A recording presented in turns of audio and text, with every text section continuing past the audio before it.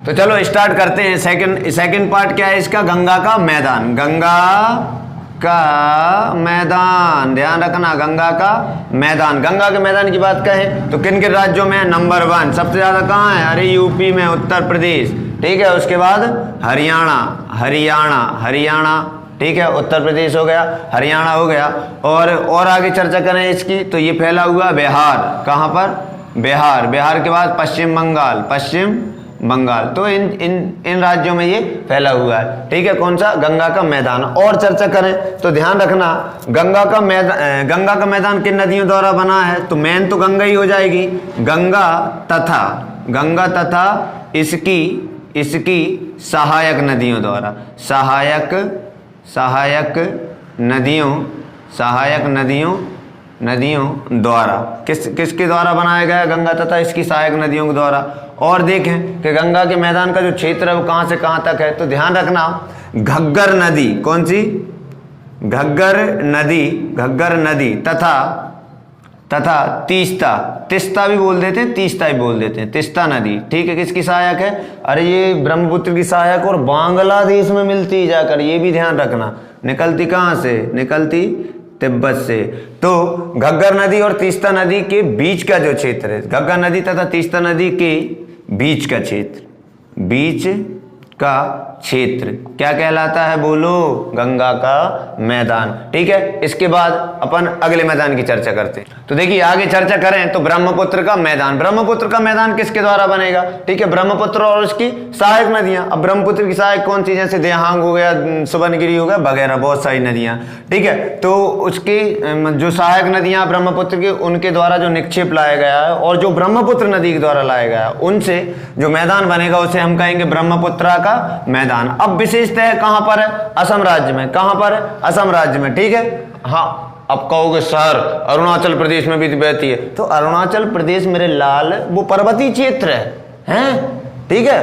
तो कहां पर है? विशेषता है कहां पर है? असम राज्य में। और आगे चर्चा करें तो नदी द्वीप तथा बालू रोधिकाओं की उपस्थिति, ध्यान रखना, क्वेश्चन बनेगा कि ब्रह्मपुत्र नदी में, या वो क्वेश्चन ऐसा देगा कि किस नदी में नदी द्वीप और बालू रोधिकाओं की उपस्थिति है, तो ध्यान रखना किसमें है? ब्रह्मपुत्र के नदी मैदान में, ठीक है।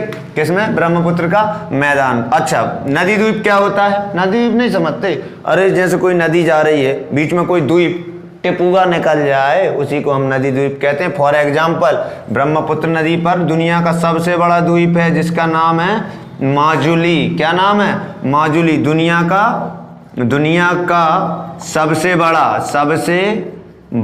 नदी द्वीप, ठीक है। नदी द्वीप अलग होता है, महाद्वीप अलग होता है, द्वीप अलग होता है और द्वीप समूह अलग होता है। महाद्वीप पूछे तो एशिया सबसे बड़ा, नदी द्वीप पूछे तो माजुली सबसे बड़ा, और द्वीप पूछे तो ग्रीनलैंड, और द्वीप समूह पूछे तो इंडोनेशिया, ठीक है। तो यहां तक कोई दुख दर्द समस्या है? नहीं है। इसके आगे अपन चर्चा करते हैं, ठीक है। इसके आगे अपन चर्चा करते हैं कि कैसे जब कोई नदी आगे बढ़ती है तो कैसे इस मैदान का निर्माण होता है और किन किन प्रक्रियाओं से ये गुजरता है, ठीक है। तो आप इसका स्क्रीनशॉट लो, फिर इसके आगे मैं बता रहा हूं कि कैसे इसका निर्माण होता है।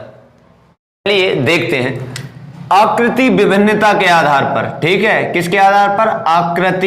आकृति विभिन्नता के आधार पर। किस पर? आकृति विभिन्नता के आधार पर। जो अपना उत्तर भारत का मैदान है ना, अरे दद्दा 4 भागों में बांटा है इसे। कितने भागों में? 4 भागों में बांटा है। अब कईयों का दिमाग चालू अब होगा। देखो नंबर 1 कौन सा? नंबर वन आ जाएगा अपना भाबर। कौन सा? भाबर। नंबर 2 कौन सा? नंबर 2 आ जाएगा अपना तराई क्षेत्र। कौन सा आ जाएगा?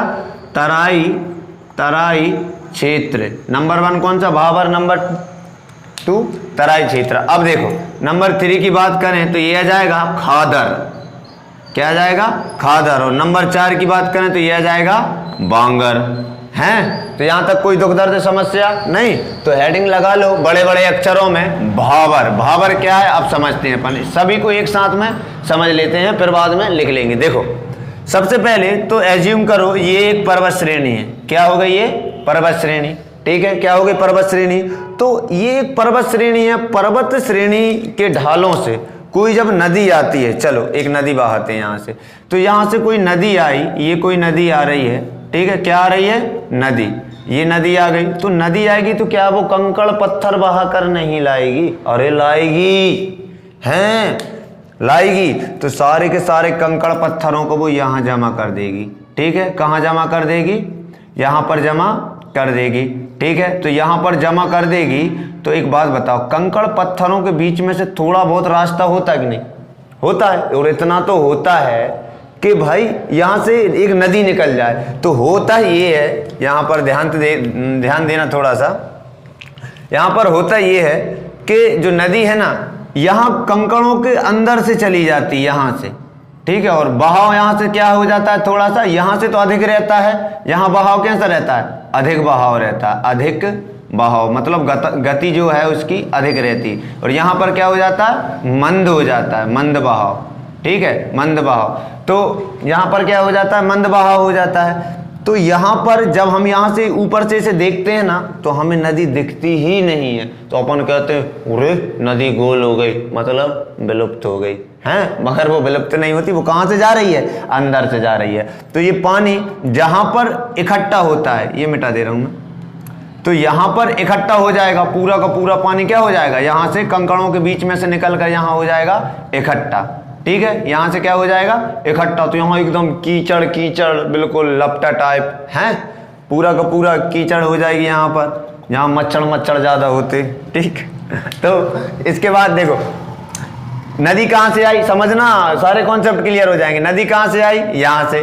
ठीक है, पर्वत से आई, पर्वत से कंकड़ पत्थरों को साथ मिलाई, सारे के सारे इकट्ठे पटक दिए, उसके आगे बहाव कम हो गया तो आगे नहीं ले जा पाई। ठीक है, तो ध्यान रखना, अरे यही तो है अपना भावर, इसे ही क्या कहते हैं? भावर। अच्छा एक बात बताओ, यहाँ इतने पत्थर हैं, यहाँ तुम फसल लगाओगे, होगी क्या? तो ये उपजाऊ है? बिल्कुल नहीं है। ठीक है, फिर उसके बाद यहाँ पर सारा का सारा ये दलदली क्षेत्र टाइप का बन जाता है, जहाँ से क्या है, ये पानी पूरा इकट्ठा हो जाता है। तो इस क्षेत्र को कहते हैं हम तराई प्रदेश। क्या कहते हैं? तराई प्रदेश। ठीक है, उसे कहते हैं भावर प्रदेश, और इसे क्या कहते हैं? तराई प्रदेश। अब देखो तराई प्रदेश, अब यहाँ से नदी एक ऐसी चीज है जो अपना रास्ता खुद ढूंढ लेती। तो यहाँ इसे जैसा भी ढाल मिलेगा, ठीक है, कैसा ढाल मिलेगा? जिस तरफ भी ढाल मिलेगा वहां से ये क्या होगी? चल देगी। यहां से ये नदी चली, ठीक है, यहां से ये नदी चली, यहां से ये नदी चल दी। अब देखो यहां से नदी चली, तो ये जो रास्ता है ना, ये इसका कैसा है?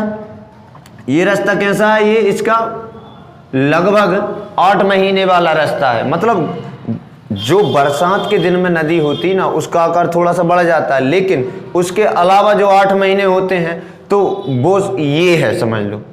ठीक है, अब कहोगे सर फिर बरसात वाली, बरसात के समय की नदी थोड़ी सी बढ़ जाती है, तो मैं उसे ये ऐसे बना दे रहा हूं। ये इतना क्षेत्र मान लो बरसात के समय क्या हो जाता है? बढ़ जाता है। ठीक है, इतना समय क्या होता है? हो जाता है बरसात के समय बढ़ जाता है। तो मैं यहाँ पर कुछ ऐसे अलग कलर से कर दे रहा हूँ ताकि आसानी से समझ में आ जाए। ये जो क्षेत्र है ये बरसात के समय क्या हो जाता है? बढ़ जाता है। क्या एक बात बताओ, क्या यहाँ 12 महीने पानी होता है? नहीं होता, सिर्फ बरसात के समय होता है। ठीक, अब इसके बाद कई बार ये होता है कि अचानक 2, 4, 10 साल में इतनी भयानक बाढ़ आ जाती है कि वो इसे भी क्रॉस कर जाती है, इसे भी क्या कर जाती? क्रॉस। तो कई बार पानी यहाँ तक आ जाता है, ले दद्दा है, यहाँ तक क्या आ गया? पानी आ गया। अब तो ये क्षेत्र काले कलर से मैंने किया है, ये क्या कहलाता है? ठीक है, ये क्या कहलाता है, और जो मैंने लाल कलर से बताया वो क्या कहलाता है? ठीक है, अगर ये समझ गए तो आगे भी कोई दिक्कत नहीं होगी। देखो जो काले कलर वाला क्षेत्र है ना, इसी को हम कहते हैं बांगर। क्या कहते हैं? बांगर। ये भी बांगर और ये भी बांगर, समझ गए? कोई दुख दर्द समस्या? ये भी बांगर ही कहलाता है, ये भी बांगर, काले कलर वाला। और जो ये लाल कलर से मैंने बनाया है ना, ये कहलाता है खादर। क्या कहलाता है? खादर। अब देखो ध्यान समझना, खादर में हर साल पानी आता है, आता है क्या बांगर में आता है? बिल्कुल नहीं आता। 2-4-10 साल में आ गया तो आ गया, नहीं तो हरिहर है। फिर उसके बाद खादर में हर साल पानी आएगा तो जो निक्षेप आएगा हर साल चेंज होता जाएगा, तो ये उपजाऊ होगा? बिल्कुल होगा। क्या ये उपजाऊ होगा? ये उपजाऊ होता है लेकिन इसकी तुलना में कम होता है। ठीक है, यहाँ हर साल मिट्टी चेंज होगी।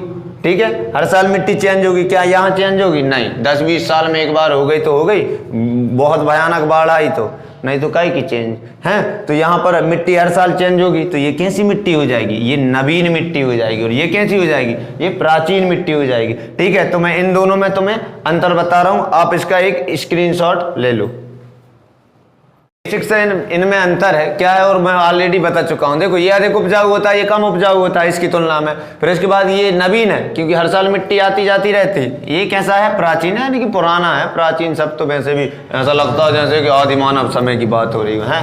फिर उसके बाद इसका विस्तार कम क्षेत्र पर है, इसका सबसे मतलब अधिक क्षेत्र पर। ध्यान रखना, उत्तर भारत का जो मैदान है उसमें ज्यादातर हिस्सा, ठीक है, उत्तर भारत के मैदान में, उत्तर भारत के मैदान